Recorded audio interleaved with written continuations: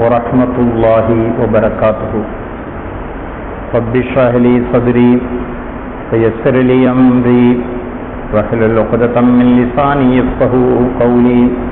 سبحانك لا علم لنا إلا ما علمتنا إنك أنت العليم الحكيم. ما شاء الله كان وما لم يشأ لم يكن. لا حول ولا قوة إلا بالله العلي العظيم. إن أريد إلا الإصلاح ما استطعت وما توفيقي إلا بالله عليه توكلت وإليه أنيب. الحمد لله الذي هدانا لهذا وما كنا لنهتدي لولا أن هدانا الله. الصلاة والسلام على أشرف خلق الله. ما بعد، قال الله تعالى في القرآن العظيم والفرقان المجيد بعد أعوذ بالله من الشيطان الرجيم. بسم الله الرحمن الرحيم. وسارعوا إلى مغفرة من ربكم وجنة أرضها السماوات والأرض وعزة للمتقين الذين ينفقون في السراء والضراء والكاظمين الغيظ والعافين عن الناس والله يحب المحسنين. وقال النبي صلى الله عليه وسلم: ليس الشديد بالسرعة ولكن الشديد الذي يملك نفسه عند الغضب أو كما قال عليه الصلاة والسلام. விரிந்த விண்ணை, பரந்த மண்ணை, கடலினை, மலையை, கதிர்மதி உடுவை, அடவியை, புடவியை மற்றும் அண்டகோடிகள் அனைத்தையும் வடிமுறத் தனது பேரொழியதனால் வகுத்து வெவ்வேறாய் அமைத்து உடலினுக்கு உயிராய் உயிரினுக்கு உடலாய் உறைந்திருக்கும் மெய்ப்பொருளே முன்புகழ் போற்றி.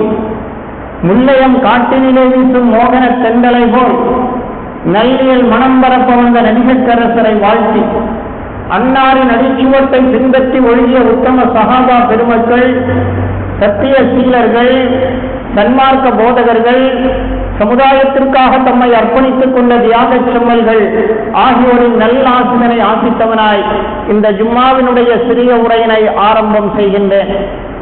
கண்ணியத்திற்கும் மிகுந்த மேன்மைக்கு முடித்தான எனதருமை இஸ்லாமிய பெரியோர்களே, இனிய இஸ்லாத்தின் வாழ்வுக்கும் தாழ்வுக்கும் பொறுப்பேற்றிருக்கின்ற வாலிப தோழர்களே, இளஞ்சிறார்களே, பரவான ஜும்மாவினுடைய தொழுகையை தொழுவதற்காகவும் சொல்லப்படுகின்ற விஷயங்களை கேட்பதற்காகவும் கேட்கப்படுகின்ற பிரார்த்தனைகளுக்கு ஆமீன் சொல்வதற்காகவும் அதன் ஆரம்ப வக்திலேயே வந்தவர்ந்த நம்மை அல்லாஹ் கபூல் செய்வானாக. நமது குற்றம் குறவுகளையெல்லாம் அல்லாஹ் மன்னித்து அருள் புரிவானாக. நமது ஹலாலான முராதுகளையெல்லாம் அல்லாஹ் ஹாசிலாக்கி தந்தருள்வானாக. ஆகியத்தோடு ஆரோக்கியத்தோடு நீண்ட ஆயுளை நம் அனைவர்களுக்கும், நமக்கும், நம்மை நேசிப்பவர்களுக்கும், நாம் நேசிப்பவர்களுக்கும் அல்லாஹ் நசீபாக்கி தந்தருள்வானாக. சொல்வதையும் கேட்பதையும் சாலிகான அமலாக நம்மவர்களிடமிருந்து கபூல் செய்வானாக. சொல்வதையும் கேட்பதையும் வாழ்வில் நடைமுறைப்படுத்த எனக்கும் உங்களுக்கும் தௌஹீத் செய்தருள்வானாக.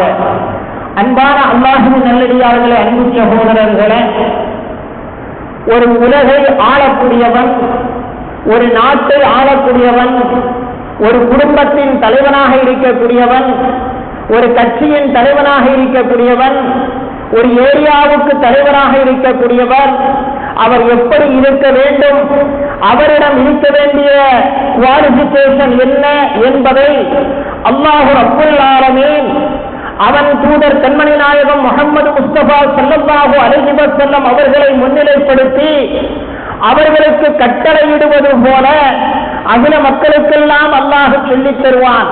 வஸாரிஉ இலா மக்ஃபிரத்தின் மின் ரப்பிக்கும் வஸாரிஉ இலா மக்ஃபிரத்தின் மின் ரப்பிக்கும். உங்கள் ரப்பினுடைய மன்னிப்பின் பக்கம் நீங்கள் விரைந்து வாருங்கள், நீங்கள் விரைந்து வாருங்கள். அதற்கு முன்னால் அல்லாஹ் சொல்வான், 3ஆம் அத்தியாயம் 159வது வசனத்திலே அல்லாஹ் சொல்வான், ஸல்லல்லாஹு அலைஹி வஸல்லம் அவர்கள் இந்த சமுதாயத்திற்கு மட்டுமல்ல, இந்த அகிலத்திற்கு மட்டுமல்ல, ஈருலகிற்கும் வெச்சகரான ஸல்லல்லாஹு அலைஹி வஸல்லம் அவர்களை பார்த்து அல்லாஹ் சொல்வான். 3ஆம் அத்தியாயம் 159வது வசனத்திலே அல்லாஹ் சொல்வான், ஃபபிமா ரஹ்மத்தின் மினல்லாஹி லிந்த லஹும். ஃபபிமா ரஹ்மத்தின் மினல்லாஹ், அல்லாஹ்வுடைய அருளால், அல்லாஹ்வுடைய பெரிய கிருபையால், லிந்தலகும் அவர்களிடத்தில் நீங்கள் மென்மையாக நடந்து கொள்கிறீர்கள். சமுதாயத்திடத்தில், மக்களிடத்தில், உங்களை நாடி வருபவர்களிடத்தில், உங்களை அண்டி இருக்கக்கூடியவர்களிடத்தில், உங்களோடு சேர்ந்திருக்கக்கூடியவர்களிடத்தில் எல்லாம் லிந்தலகும் அவர்களிடத்தில் நீங்கள் மென்மையாக நடந்து கொள்கிறீர்கள். இது அல்லாஹ்வுடைய அருளாக இருக்கிறது. ஃபபிமா ரஹ்மத்தின் மினல்லாஹி லிந்தலகும் வலவ் குந்த ஃபல்லா, நீங்கள் கடுகெடுத்தவர்களாக ஆகியிருந்தால், வலியுமல் கல்ப் கடின சித்தமுடையவர்களாக நீங்கள் ஆகியிருந்தால், கடுத்த உள்ளம் கொண்டவர்களாக, கடுகெடுத்தவர்களாக, எல்லாவற்றுக்கும் எரிஞ்சு விழக்கூடியவர்களாக, எதற்கெடுத்தாலும் கோபப்படக்கூடியவர்களாக நீங்கள் ஆகியிருந்தால்,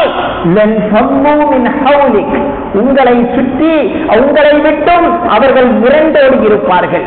நீங்கள் கடுகெடுத்தவர்களாக இருந்தால், நீங்கள் கோபதாபமுடையவர்களாக இருந்தால், எப்பொழுதும் மனிதர்களிடம் பேசுகிற பொழுது சினம் கொண்டு பேசுபவர்களாக நீங்கள் ஆகியிருந்தால்,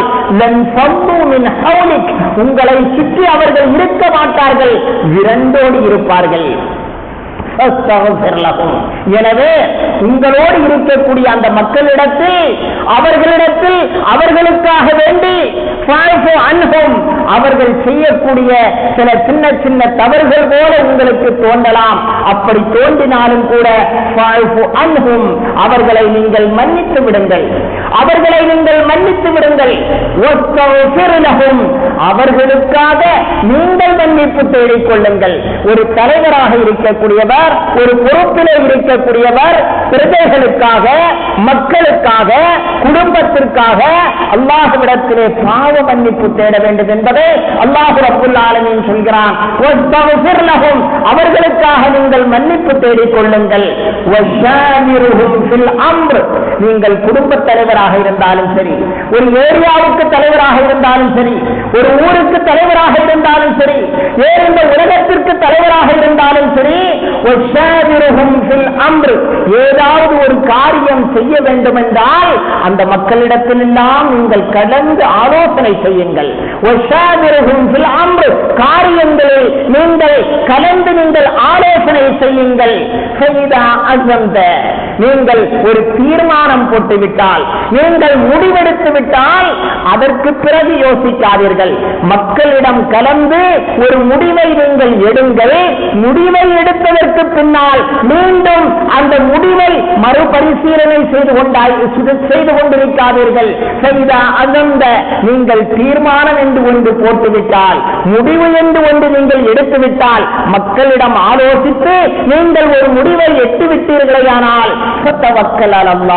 அல்லாஹுவின் மீது பொறுப்பை சாட்டி அந்த முடிவை நடைமுறைப்படுத்துவதின் பக்கம் நீங்கள் முன்னேறிக் கொண்டிருங்கள்.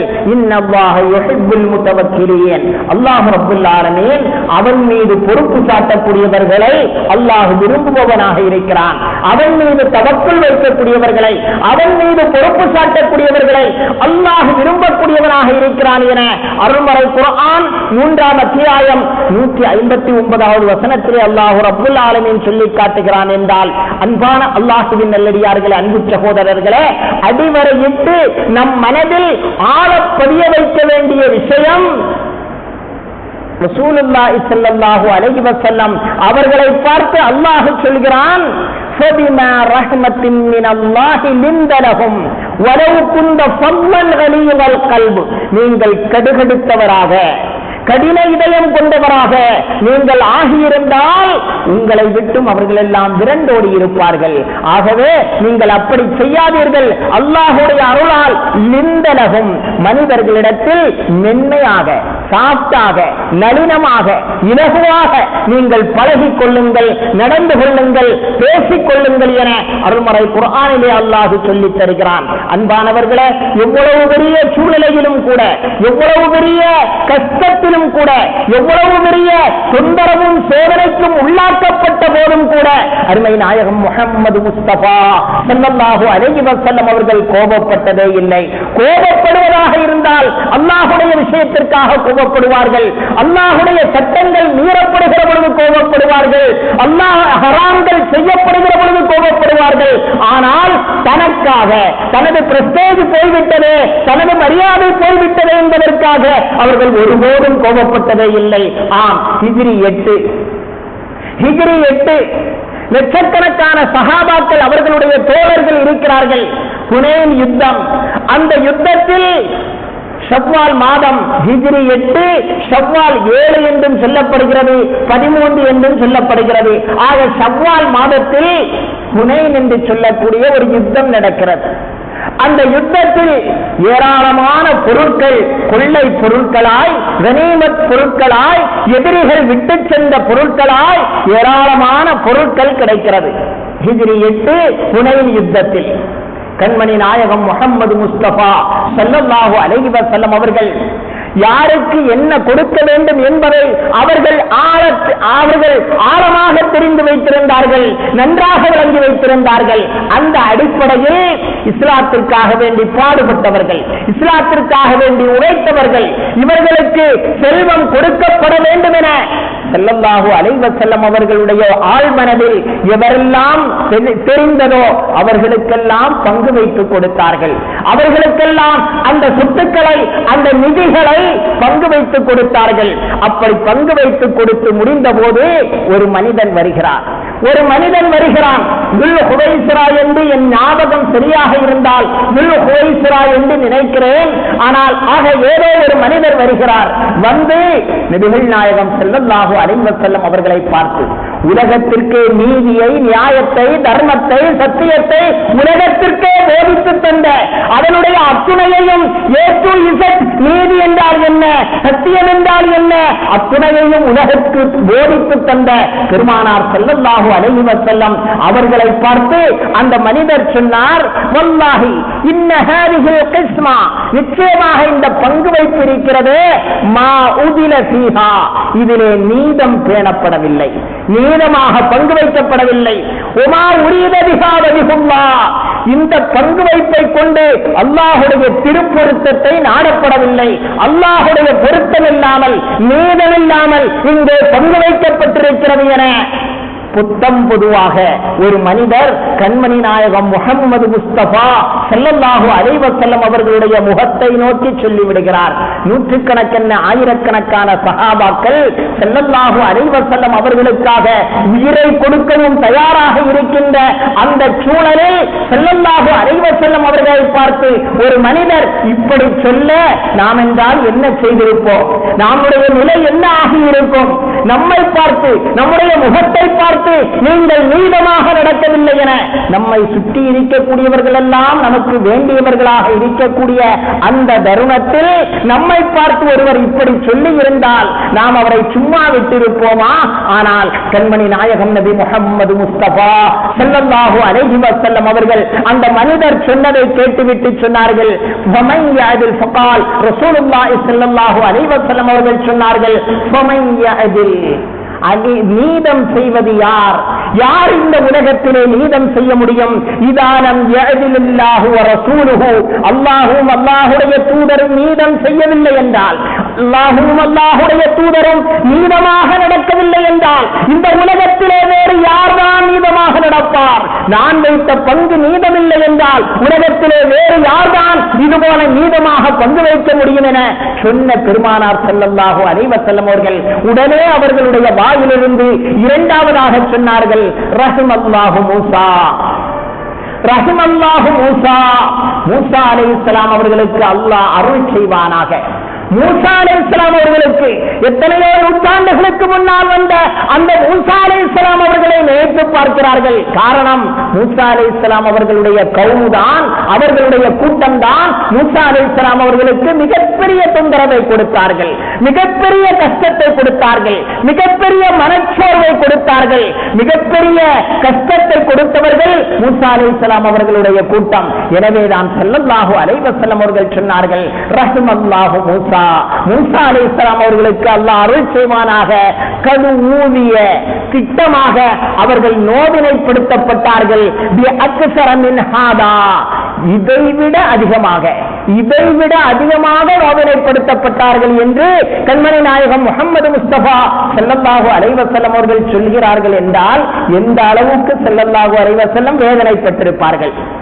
இஸ்லாத்திற்காக, முஸ்லிம்களுக்காக உழைத்தவர்கள், தன் சொத்தை இழந்தவர்கள், தன் சுகத்தை இழந்தவர்கள், தன் குடும்பத்தை இழந்தவர்கள், தன் நாட்டை இழந்தவர்கள், இப்படியாக பார்த்து ரசூலுல்லாஹ் பங்கு வைத்து கொடுத்ததற்கு பின்னால் இது நீதமாக பங்கு வைக்கப்படவில்லை என்று ஒருவர் ரசூலுல்லாஹ்வுடைய முகத்தை பார்த்து சொன்னபோது எவ்வளவு அவர்கள் வேதனைப்பட்டிருப்பார்கள். அவர்கள் பட்ட வேதனையினுடைய அந்த அளவு அவர்களுடைய வார்த்தையிலிருந்து தெரிகிறது.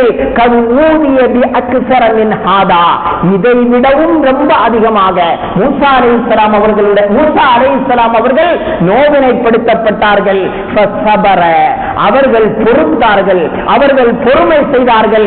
எனவே அவர்களின் அடிச்சுவட்டில் நானும் பொறுமை செய்கிறேன் என்ற முறையிலே ஸல்லல்லாஹு அலைஹி வஸல்லம் அவர்கள் சொன்னார்கள் என்றால், அன்பானவர்களே, எதற்கு இந்த வரலாற்று நிகழ்வை உங்களுடைய சிந்தையிலே படுத்துகிறேன் என்றால், எவ்வளவு பெரிய துன்பங்கள் வந்தாலும், எவ்வளவு பெரிய சோதனைகள் வந்தாலும், எவ்வளவு பெரிய தொந்தரவுகள் பிற மனிதர்களால் நமக்கு ஏற்பட்டாலும் கூட பொறுத்தார் பூமி ஆழ்வார் என்று சொல்வது போல பொறுமையை கடைபிடித்தார்கள் நபிகள் கோமான் ஸல்லல்லாஹு அலைஹி வஸல்லம். எந்த சூழலிலும் கூட தனக்காக வேண்டி அவர்கள் கோபப்பட்டதே கிடையாது, தனக்காக வேண்டி அவர்கள் கோபப்பட்டதே கிடையாது. ஆம், கோபம் எந்த அளவுக்கு கொடுமையானது என்பதை ஸல்லல்லாஹு அலைஹி வஸல்லம் அவர்களுடைய பல்வேறு ஹதீஸ்கள் நமக்கு உணர்த்தி காட்டுகிறது. அபூ தர்தா ரலியல்லாஹு அன்ஹு அவர்கள் ஸல்லல்லாஹு அலைஹி வஸல்லம் அவர்களிடத்திலே ஓடோடி வருகிறார்கள்.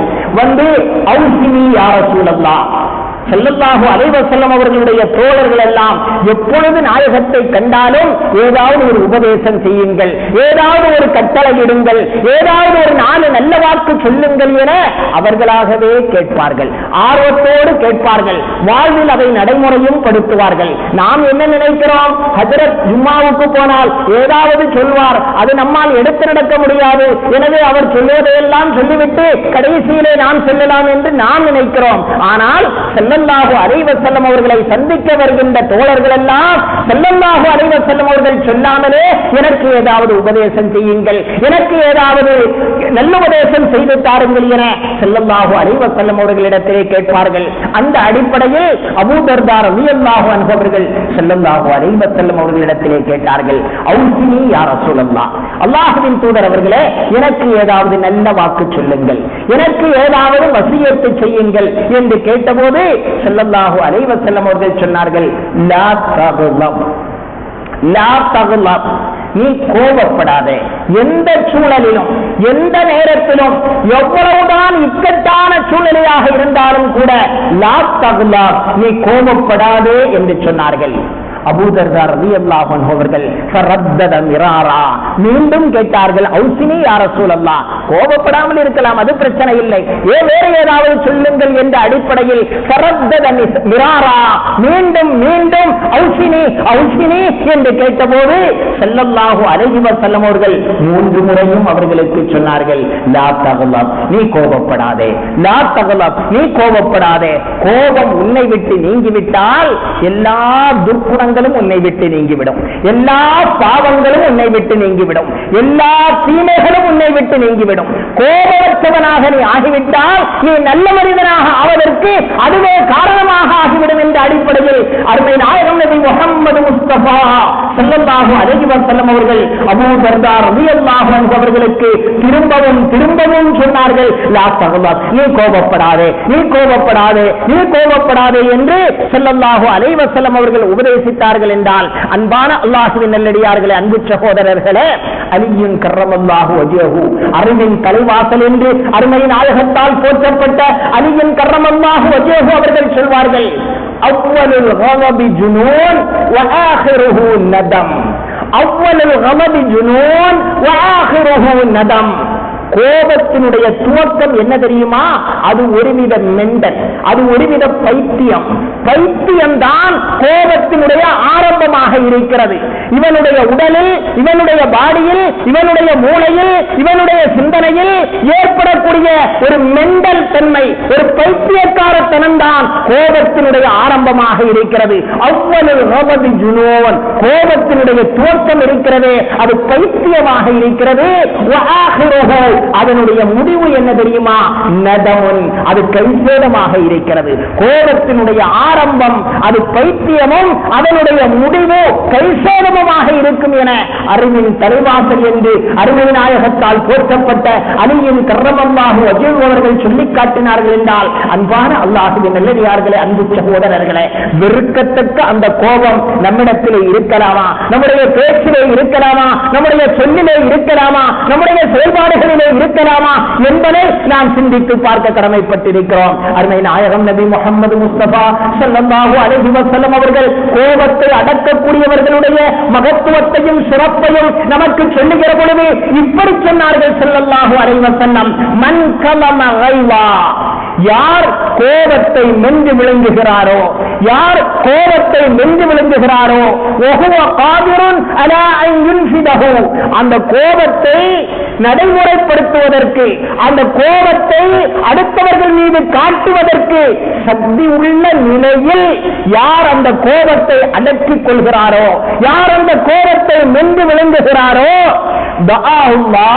அல்லாஹ் அவரை அழைப்பான் அலா ரூஸில் ஹலாயிக், படைப்பினங்களின் முன்னிலையில் யௌமல் கியாமா, நாளை மறுமை நாளிலே படைப்பினங்கள் எல்லாம் கூடி நிற்கக்கூடிய அந்த நேரத்தில், கோடான கோடி மக்கள் கூடி நிற்கக்கூடிய அந்த நேரத்தில், உலக மக்கள் எல்லாம் கைகட்டி நிற்கக்கூடிய அந்த வேளையில் அல்லாஹ் ரப்புல் ஆலமீன் யார் உலகத்திலே கோபத்தை அடக்கிக் கொண்டாரோ அவரை பெயர் கூறி அல்லாஹ் அழைப்பான். அன்பானவர்களே, இவ்வளவு மக்கள் கூடி நிற்கக்கூடிய நேரத்தில் அல்லாஹ்வுடைய முன்னிலையில் நாம் அழைக்கப்பட வேண்டுமானால், நாம் கண்ணியப்படுத்தப்பட வேண்டுமானால், நாம் கௌரவப்படுத்தப்பட வேண்டுமானால், நாம் முன்னிலைப்படுத்தப்பட வேண்டுமானால், நம்மிடம் இருக்க வேண்டிய முக்கியமான பண்பு கோபம் நம்மிடத்திலே இருக்கக்கூடாது. ஒரு மஜ்லிஸில், ஒரு சபையில் அல்லது ஒரு பள்ளியில், நாம் கூட திருநாளைக்கு பள்ளியிலே பரிசு கொடுத்தோம். பள்ளியினுடைய முத்தவல்லியும் நிர்வாகிகளும் ஆலோசனை செய்து படிக்கக்கூடிய மாணவர்களுக்கு ஊக்கமூட்ட வேண்டும் என்பதற்காக வேண்டி பரிசுகள் வழங்கப்பட்டது.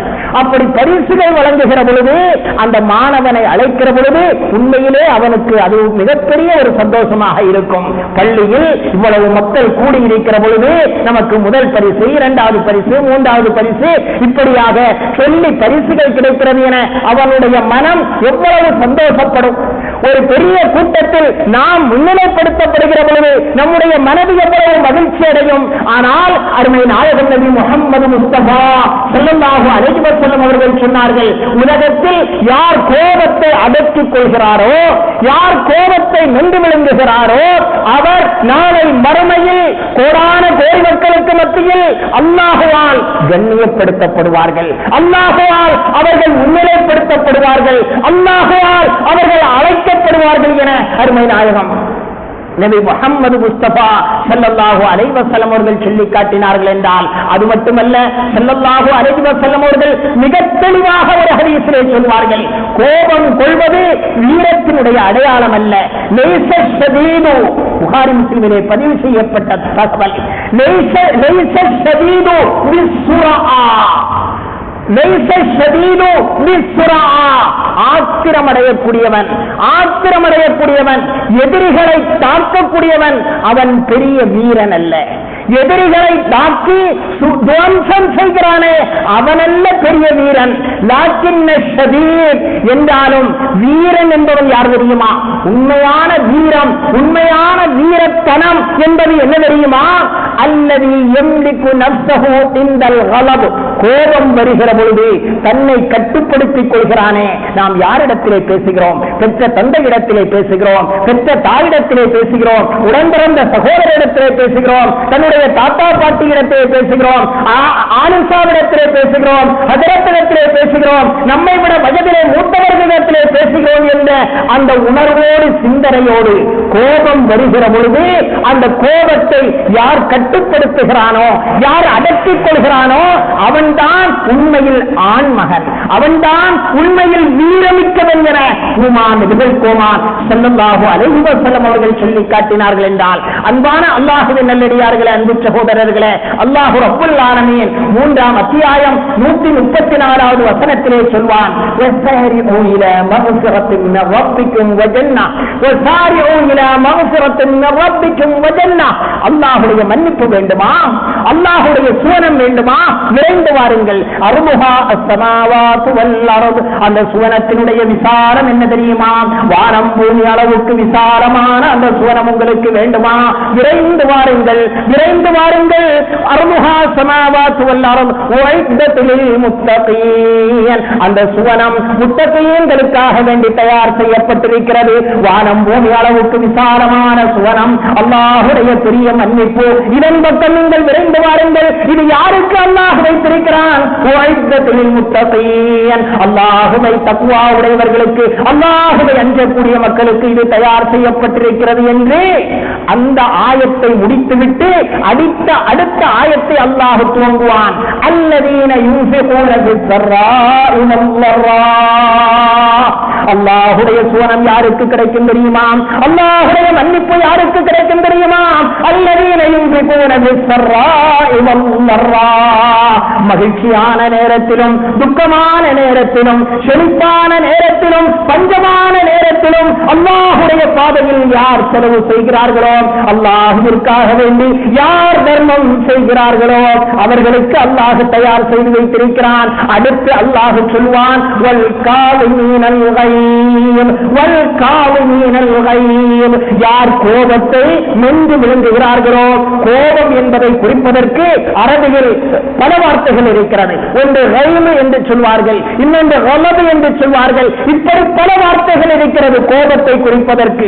கோபத்தினுடைய உச்சகட்டமான கோபத்தை குறிப்பதற்கு அரபிகள் பயன்படுத்துகிற வார்த்தை கைம் என்ற வார்த்தை.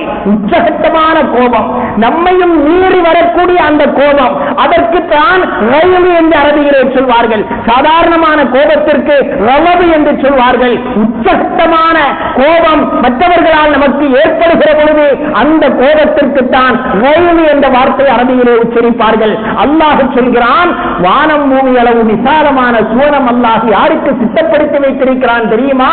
வல் காலிமீனல் கைம், கடும் கோபத்தையும் கூட, யாராலும் சகிக்க முடியாத அளவுக்கு ஒருவர் நமக்கு கோபம் உண்டாக்கினாலும் கூட அந்த கோபத்தையும் யார் அப்படியே மென்று விழுங்கிக் கொள்கிறார்களோ, யார் அப்படி அதை தனித்துக் கொள்கிறார்களோ, யார் அந்த கோபத்தை காட்டாமல் அப்படியே கோபத்தை அடக்கிக் கொள்கிறார்களோ அவர்களுக்காக வேண்டி தயார் செய்யப்பட்டதுதான் வானம் பூமி அளவு விசாலமான சுவனம் என அல்லாஹ் ரப்பல் ஆலமீன் சொல்லி காட்டுகிறான். என்றால் வல் ஆஃபீன, மூன்றாவதாக அல்லாஹ் சொல்வான், வல் ஆஃபீன அனின் நாஸ், மக்களை மன்னிக்கக்கூடியவர்கள். வல்லாஹு யுஹிப்புல் முஹ்சினீன், இவர்களுக்காக எல்லாம் தயார் செய்யப்பட்டிருக்கிறது அந்த சுவனம். வல்லாஹு யுஹிப்புல் முஹ்சினீன், உபகாரம் செய்யக்கூடியவர்களை, நலவு செய்யக்கூடியவர்களை அல்லாஹ் விரும்புபவனாக இருக்கிறான் என அருள்மறை குர்ஆனில் அல்லாஹ் ரப்பல் ஆலமீன் சொல்லி காட்டுகிறான். என்றால் அன்பானவர்களே, ஒரு வரலாற்று நிகழ்வு என் ஞாபகத்திலே வருகிறது. ஹுசைன் ரலியல்லாஹு அன்ஹு அவர்களுக்கு அலி என்று ஒரு மகன் இருந்தார். அலி ரலியல்லாஹு அன்ஹுடைய மகன் தான் ஹுசைன்.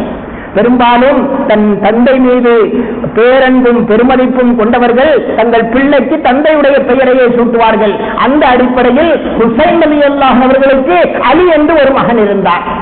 அந்த அலி அவர்களுடைய அந்த வீட்டில் அவர்களுடைய பணிக்காக வேண்டி பணிப்பெண்கள் இருந்தார்கள். உணவுக்காக உணவு செய்வதற்காக வேண்டி தண்ணீர் ஊற்றுவதற்கு தண்ணீர் விடுவதற்கு அலி ரலியல்லாஹு அன்ஹு ஒரு பணிப்பெண்ணிடத்திலே ஏவ அந்த பணிப்பெண் அந்த கெண்டியை அந்த கேட்டலை கொண்டு வந்து அப்படியே தண்ணீர் விட்டுக் கொண்டிருக்கிற பொழுது திடீரென்று அவர்களுடைய முகத்திலே கேட்டலை போட்டு விடுகிறார். கைதவறி விழுந்து விடுகிறது. அவர்களுடைய முகத்தில் அந்த கேட்டலும் தண்ணீரும் அந்த ஜக்கும் தண்ணீரும் அப்படியே அவர்களுடைய முகத்திலே விழுந்து விடுகிறது. உடனே அலி ரலியல்லாஹு அன்ஹு அவர்கள் அப்படியே ஏறிட்டு பார்த்தார்கள். பார்த்த உடனேயே அந்த பெண்மணி சொன்னால், அல்லாஹ் சொல்கிறான், நன்மக்கள் யார் தெரியுமா? சுவனம் யாருக்கு தெரியுமா? கோபத்தை மென்று விழுங்கக்கூடியவர்களுக்கு சுவனம் இருக்கிறது என்று அல்லாஹ் சொல்கிறான் என்று அந்த பெண்மணி உடனே சொன்னபோது அலி ரலியல்லாஹு அன்ஹு அவர்கள் சொன்னார்கள், கலந்து வைவி, எனது கோபத்தையும் நான் மென்று விழுங்கி விட்டேன் என்று சாதாரணமாக சொல்லிவிட்டார்கள். உடனே அதற்கு அடுத்து அந்த பெண்மணி சொன்னார்கள், மீண்டும் அல்லாஹ் சொல்கிறான், மக்களை மன்னிக்க கூடியவர்கள். ஏதோ தவறு செய்து விட்டால் இந்த பெண்மணி உடனே அவர்கள் ஆயத்தை ஓடி காட்டி, சுவனம் யாருக்கு? மக்களுக்கு மன்னிப்பு கொடுக்கக்கூடியவர்களுக்கு.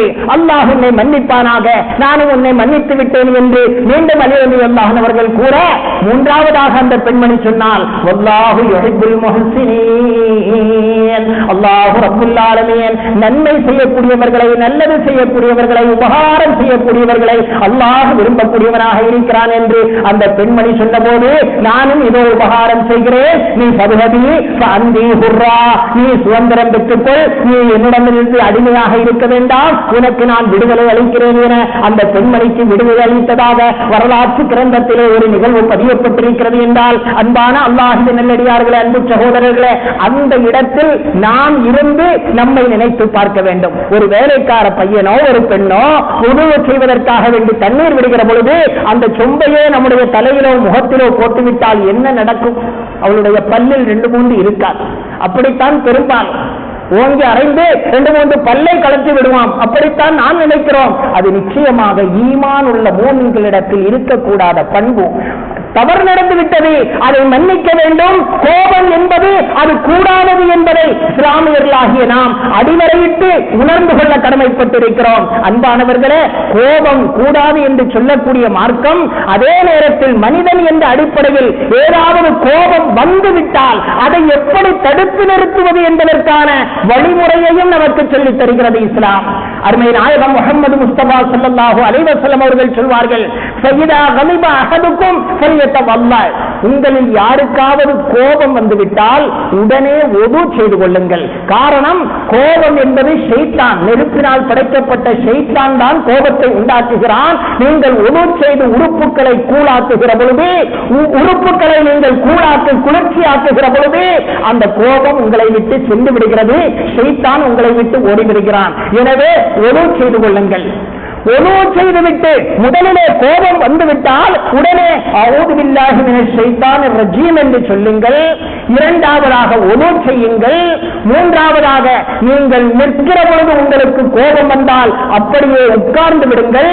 நீங்கள் உட்கார்ந்திருக்கிற பொழுது உங்களுக்கு கோபம் வந்தால் அப்படியே சற்று சாய்ந்து கொள்ளுங்கள்.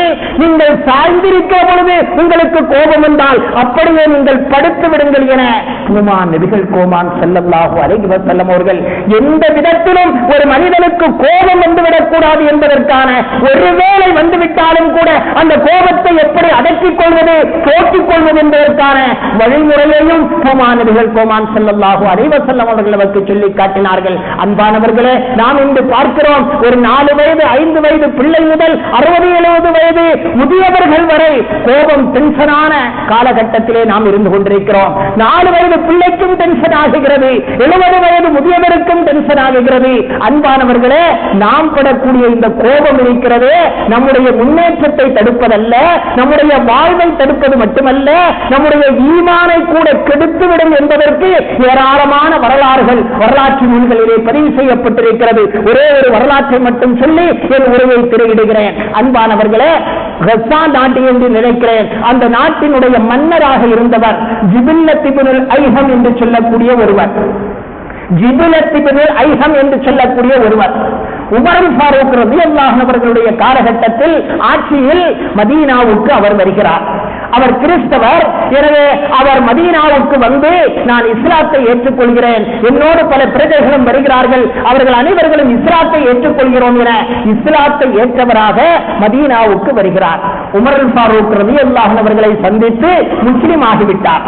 உமர் ஃபாரூக் ரலியல்லாஹு அன்ஹு அவர்களை சந்தித்து முஸ்லிம் ஆகிவிட்டு தன் நாடு திரும்புவதற்கு முன்னால் ஒரு உம்ரா செய்துவிட்டு திரும்பலாமே என மக்காவுக்கு செல்கிறார்.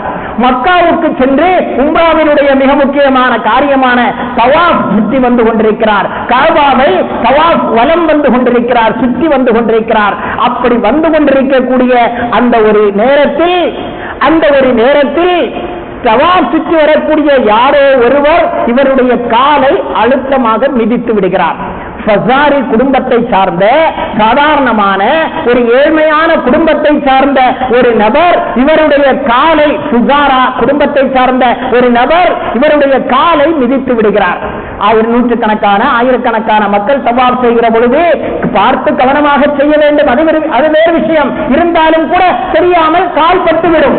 ஆனால் இந்த கஸா நாட்டு மன்னரான ஜிபில்லத் இப்னு ஐஹம் என்பவருடைய காலை சற்று அழுத்தமாக மிதித்திருக்கலாம். ஃபுசாரா குடும்பத்தை சார்ந்த ஒரு ஏழையான மனிதன் மிதித்து விடுகிறார். காலை மிதித்த அதே மாத்திரத்தில் நிமிர்ந்து பார்த்துவிட்டு விட்டார் ஒரு அறை. அவருடைய மூக்கு உடைந்து இரத்தம் கொட்டுகிற அளவுக்கு கடுமையான முறையிலே தாக்கிவிட்டார். யார்? ஜிபில்லத் இப்னு ஐஹம் என்பவர்.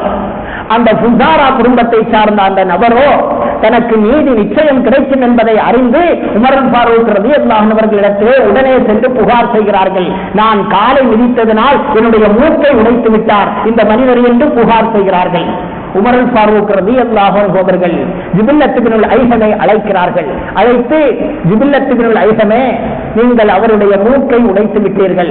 ஒன்று, அவரிடத்திலே மன்னிப்பு கேட்டு அவருடைய பொருத்தத்தை வாங்குங்கள்.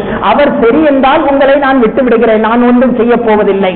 இல்லை என்றால் அவருடைய மூக்கை நீங்கள் உடைத்தது போல உங்கள் மூக்கும் அதுபோல உடைக்கப்பட வேண்டும், உடைக்கப்படும். காரணம், இஸ்லாத்திலே வேற்றுமை என்பது கிடையாது, இஸ்லாத்திலே உயர்ந்தவன் தாழ்ந்தவன் என்பது கிடையாது. நீங்கள் ஒரு நாட்டுக்கு வேண்டுமானால் மன்னராக இருக்கலாம், அவரும் ஒரு குடும்பத்திற்கு அவரின் தலைவர் தான். எனவே ஏற்றத்தாழ்வு என்பது இங்கே கிடையாது. அவர் மன்னித்தால் நான் விட்டு விடுகிறேன், இல்லை என்றால் உங்களுடைய மூக்கம் உடைக்கப்பட வேண்டும் என்று சொல்கிற பொழுது பனூ ஃபுசாரா அந்த கிளையை சார்ந்த அந்த மனிதர் சொல்கிறார், இல்லை, நான் பழிவாங்க வேண்டும், அவருடைய மூக்கம் உடைக்கப்பட வேண்டும், தெரியாமல் மிதித்ததற்காக இப்படி என்னுடைய மூக்கை உடைத்து விட்டாரே என உடனே உமர் ஃபாரூக் ரலியல்லாஹு அன்ஹு அவர்கள் அந்த ஜிபில்லத் இப்னு ஐஹம் என்பவருடைய மூக்கை உடைப்பதற்கு ஆணையிடுகிற பொழுது ஜிபில்லத் இப்னு ஐஹம் சொன்னார், அஹ்ர்னி இலா கதின் யா அமீரல் முஃமினீன், அஹ்ர்னி இலா கதின் யா அமீரல் முஃமினீன், அமீருல் முஃமினீனே, ஒரு 2 நாள் அவகாசம் எனக்கு தாருங்கள், நாளை வேண்டுமானால் நான் வருகிறேன், தண்டனையை நிறைவேற்றுங்கள் என்று அவகாசம் கேட்க உமர் ஃபாரூக் ரலியல்லாஹு அன்ஹு அவர்கள் சொன்னார்கள், ஸாலிக லக்க, சரி, நீ கேட்டது போல உனக்கு அவகாசம் தருகிறேன், நாளை இதே மஜ்லிஸில் நீ வர வேண்டும் என்று கூறி அனுப்பிவிடுகிறார்கள். இந்த சந்தர்ப்பத்தை பயன்படுத்தி ஜிபில்லத் இப்னு ஐஹம் என்பவர் மதீனாவை விட்டு விரண்டோடி விடுகிறார். விரண்டோடி தான் முன்பு இருந்த அந்த கிறிஸ்தவ மதத்திலேயே போய் சேர்ந்து விடுகிறார். ஒரு அரபு கவிஞர் பாடி காட்டுவார், அஹத்தபில் ஜும்மத்தி ரஅஸன் அஸ்ஹரா வபில் சனாயல் வாதிஹாதி துர்துரா வபிதூலி உம்ரின் வபித்தவீலில் உம்ரி உம்ரன் ஜைதரா கமஷ்தரல் முஸ்லிமு இது தனஸ்ஸரா. இந்த ஜிபில்லத் இப்னு ஐஹமுக்கு அல்லாஹ் ரப்புல் ஆலமீன் ஹிதாயத்தை காட்டியும் கூட அவரிடம் எழுந்த அந்த கோபம் இருக்கிறது, அவர் இஸ்லாத்திலே நிலைகொள்ளாமல் அவருடைய ஈமானையே பறித்து விட்டது. கோபம் என்பது உங்களுடைய முன்னேற்றத்தை தடுப்பதல்ல, உங்களுடைய வாழ்வை சூன்யமாக்குவதல்ல, அல்லாஹுடைய பிரியத்தை உங்களுக்கு தராமல் தடுப்பது மட்டுமல்ல, உங்களுடைய ஈமானையே அது கெடுத்துவிடும். என்னதான் இபாதத் இருந்தாலும், என்னதான் இறைவணக்கங்கள் இருந்தாலும், உங்களுடைய ஈமான் நீங்கள் படக்கூடிய கோபத்தின் காரணமாக உங்களுடைய ஈமான் இல்லாமல் ஆகிவிடும் என்பதற்கு இந்த ஜிபுல்லத்துபின் ஐஹமினுடைய அந்த வரலாறு ஒரு சாட்சியாக இருக்கிறது என ஒரு அரபு கவிஞர் சொல்லி காட்டுவது போல, அன்பான அல்லாஹ்வின் நல்லடியார்களே, அன்பு சகோதரர்களே, இவ்வளவு கொடிய அந்த கோபத்தை நாம் முற்றிலுமாக விட்டொழிக்க வேண்டும். பெரியார்களிடமும் சரி, நம்முடைய குடும்ப பெற்றோர்களிடமும் சரி, நம்முடைய குடும்பத்தவர்களிடமும் சரி, மற்ற நம்மை விட வயதில் மூத்தவர்களாக இருந்தாலும் சரி, சிறியவர்களாக இருந்தாலும் சரி, யாரிடத்திலும் நாம் கோபம் காட்டக்கூடாது. கோபத்தால் எந்த நன்மையும் நிச்சயம் வராது. கோபத்தால் நமக்கு நஷ்டம்தான் வருமே தவிர, நமது வாழ்வுதான் சூன்யமாகுமே தவிர, நமது வாழ்வுதான் இல்லாமல் ஆகுமே தவிர எந்த லாபமும் நமக்கு கிடைக்காது என்பதை ஆணித்தரமாக உணர்ந்து இந்த துர்க்குணங்களிலிருந்து நம்மை நாம் பாதுகாத்துக் கொள்ள வேண்டும். எல்லாம் அல்லாஹ் ரப்புல் ஆலமீன் அதற்கு நம் அனைவர்களுக்கும் தௌஃபீக் செய்தருள்வானாக. நற்குணங்கள் நிறைந்த வாழ்வாக நமது வாழ்வை அல்லாஹ் ஆட்சியர் புரிவானாக. கோபம் போன்ற துர்க்குணங்களை விட்டும் நம்மையும் நம்மை நேசிப்பவர்களையும் நாம் நேசிப்பவர்களையும் அல்லாஹ் பாதுகாப்பானாக. உண்மையான மூமின்களாக முஸ்லிம்களாக அல்லாஹ் நம்மை வாழச் செய்வானாக. இஸ்லாத்தையும் முஸ்லிம்களையும் அழிக்க நினைக்கக்கூடிய சக்திகளை வேரோடும் வேரடி மண்ணோடும் அல்லாஹ் இல்லாமல் ஆக்குவானாக. உலகத்தின் நாலா பக்கங்களிலும் கஷ்டப்படக்கூடிய இஸ்லாமியர்களுடைய கஷ்டங்களை அல்லாஹ் நீக்கி அருள் புரிவானாக. அல்லாஹ் போக்கி அருள் புரிவானாக. இஸ்லத்தோடும் கண்ணியத்தோடும் முஸ்லிம்களாக உலகத்தில் உள்ள அத்தனை முஸ்லிம்களும் வாழ்வதற்கு அல்லாஹ் தௌஃபீக் செய்தருள்வானாக என்ற நல் பிரார்த்தனையோடு நிறைவு செய்கிறேன். அல்ஹம்துலில்லாஹி ரப்பில் ஆலமீன். அஸ்ஸலாமு அலைக்கும் வரஹ்மத்துல்லாஹி வபரகாத்துஹு.